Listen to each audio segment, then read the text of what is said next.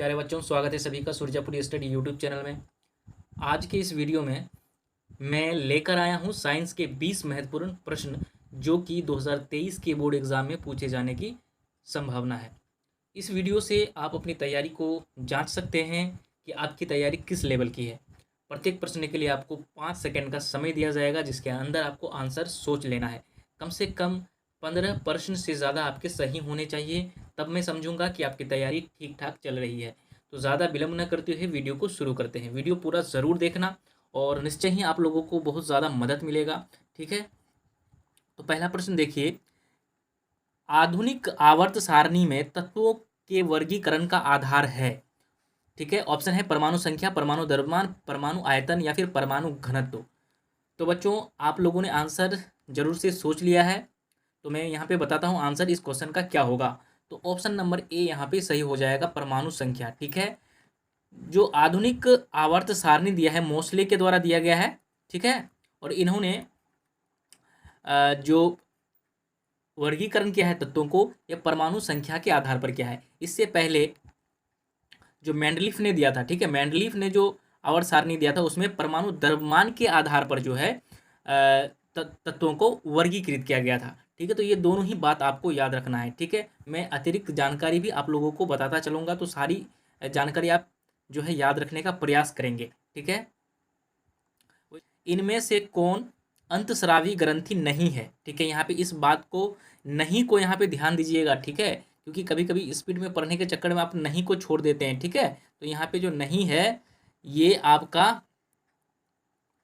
ध्यान देने वाली बात है। ठीक है, तो ऑप्शन यहाँ पे है पिट्यूटरी ग्रंथि, थायराइड ग्रंथि, वृषण या फिर यकृत। तो बच्चों, इसका आंसर क्या हो जाएगा? अंतस्रावी ग्रंथि नहीं है पूछा है, तो यहाँ पे सही आंसर हो जाएगा लीवर। ठीक है, लीवर हो जाएगा, यकृत हो जाएगा। ठीक है, लीवर अंतस्रावी ग्रंथि नहीं है, क्योंकि ये डक्टाइल है। डक्टाइल का मतलब में क्या होता है? नली होता है, पाइप होता है, जिसके थ्रू जो है यहाँ से कोई भी जो हार्मोन हो यहाँ से निकलता है। ठीक है, और जो अंतस्रावी ग्रंथि होता है इसमें कोई भी हार्मोन जो निकलता है किसी भी ग्रंथि से, वो डायरेक्ट खून में मिलता है। ठीक है, उसको नली द्वारा एक स्थान से दूसरे स्थान पे नहीं पहुंचाया जाता। तो ये डिफरेंस है, ठीक है, अंतस्रावी और बाह्यस्रावी ग्रंथि में। ठीक है, तो यहाँ पे यकृत यहाँ पे सही हो जाएगा। ठीक है, जो कि मानव शरीर का जो है सबसे बड़ा जो है क्या है, ग्रंथि है। यकृत जो है सबसे बड़ी ग्रंथि है।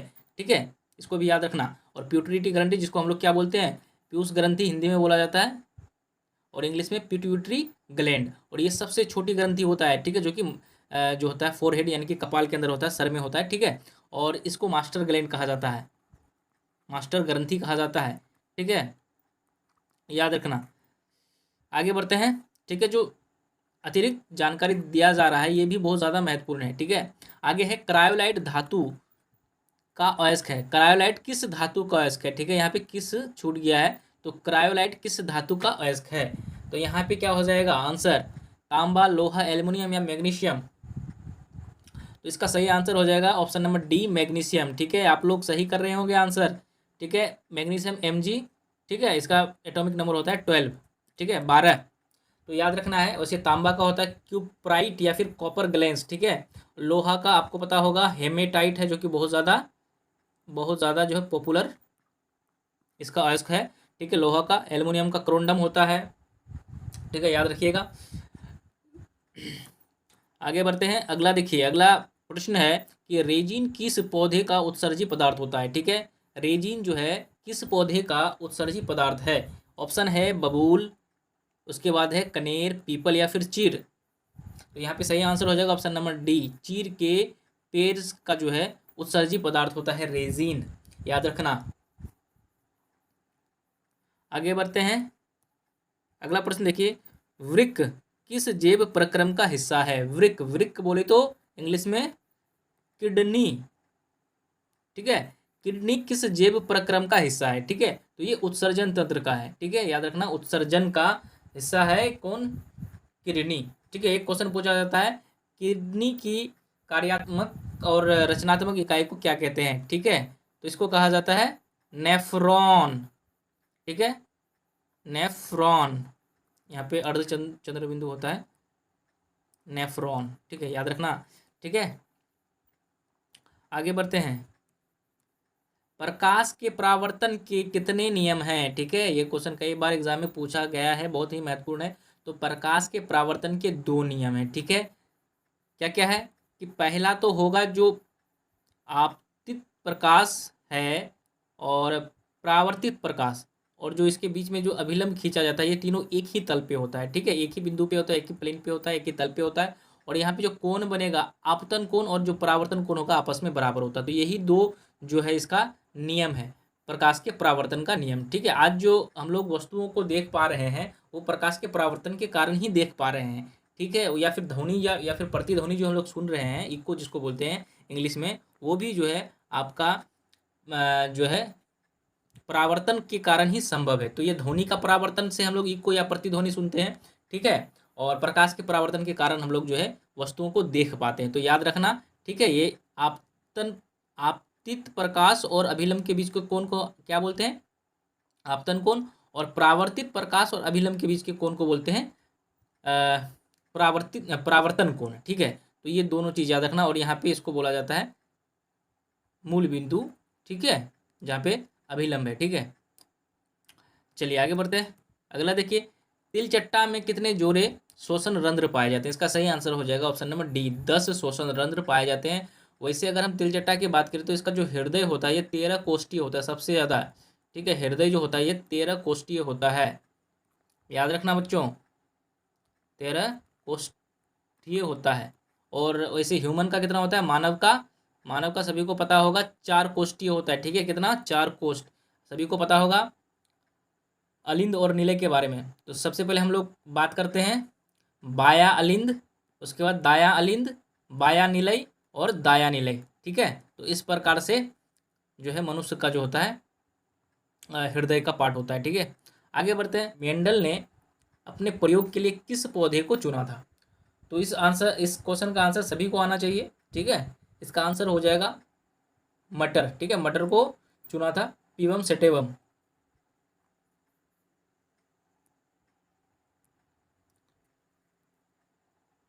पीवम सेटेवम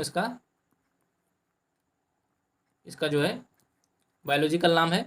तो मटर याद रखना, जो कि एक लेग्यूमिनस प्लांट है, यानी कि दलहनी पौधा है। ठीक है, जो कि नाइट्रोजन स्थिरीकरण में मदद करता है, जितने भी दलहनी पौधे हैं। ठीक है, राइजोबियम इसके जो जड़ों की गांठों में पाया जाता है। तो ये सारी इन्फॉर्मेशन भी आपके लिए बहुत ही ज़्यादा महत्वपूर्ण है। ठीक है, सारी इन्फॉर्मेशन आपको याद रखना है। आगे बढ़ते हैं कि पौधे में उत्सर्जित पदार्थ है। तो ऑप्शन देखिए, गोंद, टेनिन, रेजिन या फिर इनमें से सभी। तो इसका आंसर क्या हो जाएगा? इनमें से सभी हो जाएगा। ठीक है, गोंद भी है, टेनिन भी है, रेजिन भी है। तो ये पौधे का उत्सर्जित पदार्थ होता है। ठीक है, आगे बढ़ते हैं। अगला प्रश्न देखिए, निम्नलिखित में से किस माध्यम में प्रकाश की चाल सबसे अधिक होता है? तो किस माध्यम में प्रकाश की चाल सबसे अधिक होगा? ऑप्शन दिया गया है कांच, पानी, लोहा या फिर निर्वात। तो इसका सही आंसर क्या हो जाएगा? इसका सही आंसर हो जाएगा निर्वात। निर्वात का मतलब क्या होता है? जहां हवा भी ना हो। ठीक है, जहां पे हवा भी न हो उसको निर्वात बोलते हैं। ठीक है, तो निर्वात में जो है प्रकाश की चाल सबसे अधिक होती है, लगभग 3 लाख किलोमीटर पर सेकेंड। ठीक है, 3 लाख किलोमीटर प्रति सेकेंड। ठीक है, यानी कि आप इसको ऐसे लिख सकते हैं 3 × 10⁸ मीटर पर सेकेंड। ठीक है, तो इसको प्रकाश का वेग इस प्रकार से आपको याद रखना है। प्रकाश का वेग भी कभी कभी पूछ दिया जाता है। आगे बढ़ते हैं, किस रंग का विचलन न्यूनतम होता है? तो यहाँ पे समझने वाली बात है, किस रंग का विचलन। अभी भी अगर आपको विचलन, तरंगदैर्घ्य या फिर प्रकीर्णन में अगर आपको दिक्कत हो रहा है तो सेपरेट वीडियो अगर आप चाहते हैं तो कमेंट करके ज़रूर बताइएगा वीडियो के कमेंट बॉक्स में। ठीक है, तो यहाँ पे जो आंसर है लाल है, पीला है, नीला है, बैंगनी है। तो न्यूनतम विचलन बोल रहा है तो यहाँ पे लाल रंग हो जाएगा। ठीक है, जिसका तरंग दैर्घ्य जितना अधिक होगा विचलन उतना कम होगा। ठीक है, यानी कि लाल रंग का तरंग दैर्घ्य सबसे ज़्यादा और विचलन क्या हो जाएगा? न्यूनतम होगा, यानी कि सबसे कम होगा। और विचलन सबसे ज़्यादा पूछा जाता तो क्या होता? बैंगनी रंग का विचलन सबसे ज़्यादा होगा। ठीक है, विब्स और आपको पता होगा। ठीक है, तो देखिए लाल रंग सबसे ऊपर है, इसका विचलन सबसे कम होता है, और बैंगनी रंग सबसे नीचे है, इसका विचलन सबसे अधिक होता है। ठीक है, बीच में होता है ग्रीन। ये भी क्वेश्चन कई बार पूछा गया है कि जब स्पेक्ट्रम जब बनता है वो, ठीक है, प्रिज्म से गुजरने के बाद, तो सबसे बीच वाला कलर कौन सा होता है, या फिर इंद्रधनुष जो बनता है उसमें बीच वाला कलर कौन सा होता है। तो ऐसा क्वेश्चन कई बार एग्जाम में पूछा गया, तो ग्रीन याद रखना, बीच में क्या होता है, ग्रीन होता है, हरा होता है। टूथपेस्ट, ठीक है, यहाँ पे टूर नहीं है, टूथपेस्ट है, ठीक है। तो टूथपेस्ट में कैसा होता है, मतलब इसका स्वाद कैसा होता है, पूछ रहा है, ठीक है। अम्लीय होता है, क्षारीय होता है, उदासीन होता है, इनमें से सभी। तो इसका सही क्या आंसर होगा, इसका सही आंसर होगा क्षारीय, ठीक है। जो टूथपेस्ट होता है ये क्या होता है, क्षारीय होता है, क्या होता है, क्षारीय, ठीक है। क्योंकि जब रात में हम लोग भोजन करते हैं और भोजन करने के बाद जब हम सोते हैं तो भोजन के छोटे छोटे कण जो है हमारे दांतों के बीच फंस के रह जाते हैं, और फिर पूरे रात में वहाँ पे बैक्टीरिया आ जाता है। उसके बाद जो है जो मुंह का जो है पीएच को जो है अम्लीय कर देता है, ठीक है। तो इस अम्लीयता को दूर करने के लिए जो हम लोग क्या करते हैं, सुबह में क्या करते हैं, टूथपेस्ट करते हैं, मतलब क्षारीयता जो है वाला पदार्थ यूज़ करते हैं ताकि मुंह की अम्लीयता समाप्त हो सके। क्योंकि आप सभी को पता है कि अम्ल और क्षार जो है एक दूसरे का जो है प्रभाव को खत्म कर देता है, ठीक है। वैसे आपको पता होगा कि मुंह का पीएच अगर 5.6 या फिर 5.5 से अगर कम होने लगे तो दांत में सड़न जो है शुरू हो जाता है, यानी कि दांत में क्षय शुरू हो जाता है। तो इसलिए जो है ज़्यादा मुंह को अम्लीयता नहीं करना, जितना सुबह सवेरे आप ब्रश कर सकें ब्रश करें, ठीक है। अगर रात में ब्रश करते हैं तो और अच्छी बात है। चलिए, निम्नलिखित में कौन कार्बोक्सिल समूह है, ठीक है। तो यहाँ पे देखिए CH सिंगल बॉन्ड CHO है, डबल बॉन्ड CO है, उसके बाद क्या है COOH है, फिर जो है आपका O, ठीक है, दोनों तरफ बॉन्ड है, यहाँ पे बंधन है, ठीक है। तो इसका आंसर क्या हो जाएगा, ऑप्शन नंबर C हो जाएगा, ठीक है। ऑप्शन नंबर C हो जाएगा कार्बोक्सिल समूह, ठीक है। कार्बोक्सिल समूह कौन हो जाएगा, COOH, ठीक है। तो वैसे भी ये जो है कार्बोक्सिल समूह कहा जाता है और ये एसिड होता है, ठीक है। CHO की बात करें तो ये होता है एल्डिहाइड, ठीक है, एल्डिहाइड होता है। CO की बात करें हम, ठीक है, तो ये होता है कार्बोनिल समूह, ठीक है। कार्बोनिल समूह याद रखना, कार्बोनिल समूह, नील समूह, ठीक है। और O जो होता है ये होता है ईथर समूह का, ठीक है, ईथर का। तो ये सारा याद रखना, ठीक है। ये एल्डिहाइड, ठीक है, CHO, CO हो जाएगा कार्बोनिल, और ये COOH तो क्या है, कार्बोक्सिल समूह है, और CO हो जाएगा केवल ईथर का, ठीक है। तो बच्चों, वीडियो अगर पसंद आ रहा है तो लाइक कर दो, वीडियो को दोस्तों के साथ शेयर कर दो, और चैनल को सब्सक्राइब कर दो, क्योंकि आगे भी आपको इसका पार्ट 1 पार्ट 2 टाइप से वीडियोस मिलता रहेगा, ठीक है। अगला प्रश्न देखो, निम्न में सबसे तेज धड़कन किसका होता है, ठीक है। व्हेल है ऑप्शन में, चूहा है, हाथी है, या फिर आदमी। तो यहाँ पे मैन का जो होता है, आदमी का जो होता है धड़कन सबसे तेज होता है, 1 मिनट में 72 टाइम जो है ये धड़कता है, ठीक है, नॉर्मल अवस्था में, ठीक है, 72 बार। बाकी आप रनिंग करेंगे, वर्कआउट करेंगे तो ये क्या हो जाएगा, ज़्यादा हो जाएगा, या फिर आप जब रेस्ट में होते हो, यानी कि जब स्लीपिंग मोड में रहते हो, तो उस समय जो है आपका क्या हो जाता है, हार्ट बीट कम हो जाता है। तो याद रखना, यहाँ पे आदमी का सबसे ज़्यादा होगा इन सभी जीवों में, ठीक है। आगे बढ़ते हैं। हाँ, यहाँ पे देखिए कि निम्नलिखित में से कौन सबसे अभिक्रियाशील धातु है ना, सबसे अभिक्रियाशील निम्नलिखित में से सबसे यहाँ पे देखिए क्वेश्चन थोड़ा सा मिस हो गया है, ठीक है। सबसे कम अभिक्रियाशील होगा यहाँ पे, सबसे कम क्वेश्चन के अनुसार जो कि पूछा हुआ क्वेश्चन है, सबसे कम अभिक्रियाशील धातु कौन है इनमें से, एल्युमिनियम, जिंक, लोहा, या फिर मैग्नीशियम, ठीक है। तो इसका सही आंसर क्या हो जाएगा, इसका सही आंसर हो जाएगा ऑप्शन नंबर C, लोहा जो है यहाँ सबसे कम अभिक्रियाशील होगा, ठीक है। लोहा Fe, इसका जो परमाणु संख्या होता है 26 होता है, याद रखना। और देखिए ऐसे अगर आप याद किए हुए हैं तो पोटेशियम जो है सबसे ज़्यादा जो है क्या है, अभिक्रियाशील धातु है, फिर कैल्शियम है, फिर सोडियम है, उसके बाद मैग्नीशियम है, ठीक है। मैग्नीशियम के बाद क्या आ जाता है, एल्युमिनियम आ जाता है, एल्युमिनियम के बाद Zn यानी कि जिंक आ जाता है। तो इस प्रकार से आपको क्रम याद रखना है, ठीक है। सबसे ज़्यादा जो होता है पोटेशियम का होता है, सेकंड नंबर पे क्या कैल्शियम, थर्ड नंबर पे सोडियम, और फिर चौथे नंबर पे क्या आता है मैग्नीशियम, उस पाँचवें नंबर पे एल्युमिनियम, छठे नंबर पे जिंक। इस प्रकार से आपका क्रम करके आपको याद कर लेना है, ठीक है। वैसे आपको पता होगा कि कौन सा धातु जिसको चाकू से काटा जाता है, सोडियम। सोडियम इतना जल के साथ रिएक्टिव होता है कि इसको जो है किरोसिन तेल में रखा जाता है, ठीक है ना, किरोसिन तेल में रखा जाता है, याद रखना। कौन से धातु को केरोसिन तेल में रखा जाता है, तो सोडियम को, ठीक है। ये क्वेश्चन कई बार पूछा गया है, कौन सा धातु को हम लोग जो है चाकू से ही काट सकते हैं, तो ये सोडियम धातु है, ठीक है। आगे बढ़ते हैं, अगला देखिए, अमीबा में लैंगिक जनन किस विधि के द्वारा होता है, ठीक है। अमीबा में लैंगिक जनन किस विधि द्वारा होता है मुकुलन, विखंडन, बीजाणुजनन या फिर इनमें से सभी? इसका सही आंसर हो जाएगा विखंडन। ठीक है, विखंडन विधि द्वारा क्या अमीबा में जनन होता है। ठीक है, लैंगिक जनन होता है। आगे बढ़ते हैं, अगला क्वेश्चन देखिए। निम्नलिखित में कौन उभयलिंगी है? उभयलिंगी मतलब स्त्री और पुरुष दोनों जो है एक ही जीव में, ठीक है, स्त्रीलिंग और पुल्लिंग दोनों ही जो है एक ही जीव में होता है, वो है केचुआ। ठीक है, केचुआ होता है। ठीक है, जो किसान का मित्र कहा जाता है इसको, किसान का मित्र, क्योंकि ये जब सिंचाई के समय में जब इसकी मृत्यु हो जाती है तो इसके सड़ने के बाद जो है ना एक कंपोस्ट तैयार होता है, एक खाद तैयार होता है, वर्मी कंपोस्ट इसको बोलते हैं। ठीक है, वर्मी कंपोस्ट, वर्मी कंपोस्ट कहा जाता है। ठीक है, तो याद रखना केचुआ यहाँ पे सही आंसर होगा। ठीक है, मेढक की बात करें तो मेढक क्या है यहाँ पे? एम्फीबियन है। ठीक है, जल तथा स्थल दोनों में रह सकता है। आगे बढ़ते हैं, अगला क्वेश्चन देखिए कि निम्नलिखित में किस धातु को चाकू से आसानी से काटा जाता है? देखिए इस प्रश्न का उल्लेख मैंने पहले भी किया, तो इसका सही आंसर हो जाएगा सोडियम। ठीक है, और इतना ज़्यादा रिएक्टिव होता है, इसको कहाँ पे रखा जाता है? तो केरोसिन तेल में रखा जाता है। ठीक है, और सोडियम क्लोराइड जो है हम लोग यहाँ पे NaCl जो है हम लोग खाते हैं, जिसको साधारण नमक बोलते हैं। ठीक है, साधारण नमक। ठीक है, साधारण नमक। और हम लोगों के शरीर में खास करके बहुत ज़्यादा सोडियम की मात्रा, क्योंकि हम लोग नमक, नमकीन चीज़ तो बहुत ज़्यादा पसंद करते हैं, है ना। कोई मीठा पसंद करता है, कोई नमकीन पसंद करता है, तो हम लोग क्या खाते हैं खाने के रूप में? Sodium chloride. आगे बढ़ते हैं, अगला प्रश्न देखिए कि निम्नलिखित में किसके कारण अम्ल वर्षा होती है? ठीक है, अम्ल वर्षा, एसिड रेन, एसिड रेन किसके कारण होता है?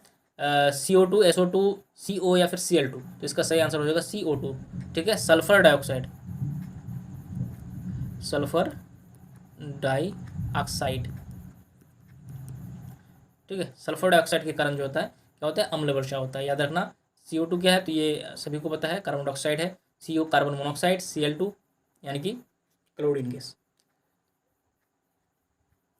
आगे बढ़ते हैं, अगला क्वेश्चन देखिए कि अमीबा अपना भोजन कैसे पकड़ता है? ठीक है, अमीबा अपना भोजन कैसे पकड़ता है? तो स्पर्शक द्वारा, जीभ द्वारा, कुटपाद द्वारा या फिर मुंह द्वारा? तो इसका सही आंसर क्या हो जाएगा? ऑप्शन नंबर सी हो जाएगा, कूटपाद। ठीक है, मान लीजिए ये अमीबा है। ठीक है, ये अमीबा है, तो इसको यहाँ पे भोजन दे किया, तो ये धीरे धीरे क्या करके ये अपना ये बढ़ाने लगेगा, बढ़ाते बढ़ाते बढ़ाते बढ़ाते ऐसे ऐसे बढ़ाते बढ़ाते ये आपस इसको कवर कर लेगा, इसको घेर के फिर आपस में समा लेगा। ठीक है, अपने अंदर में इसको भोजन को जो है समा लेगा, तो इसी को बोलते हैं कूटपाद। ठीक है, कूटपाद के माध्यम से जो है ये अपना भोजन करता है। ठीक, भोजन को पकड़ता है। तो बच्चों, उम्मीद है कि आप लोगों ने अधिक से अधिक क्वेश्चन सही किया है। 20 प्रश्न यहाँ पे समाप्त हो चुके हैं, और मैं आशा करूँगा कि आप लोगों को वीडियो बहुत ज़्यादा पसंद आया है। और दोस्तों, यहाँ पे आप सभी से रिक्वेस्ट है कि आप कमेंट करके यहाँ पे बताएं कि वीडियो आपको कैसा लगा, और साथ में बताएं कि आपके कितने प्रश्न सही हुए। इसका पार्ट 2 भी आएगा अगर आप लोग इस वीडियो को प्यार देते हो तो मिलते हैं अगले वीडियो में। तब तक अपनी तैयारी को सही से करते रहना।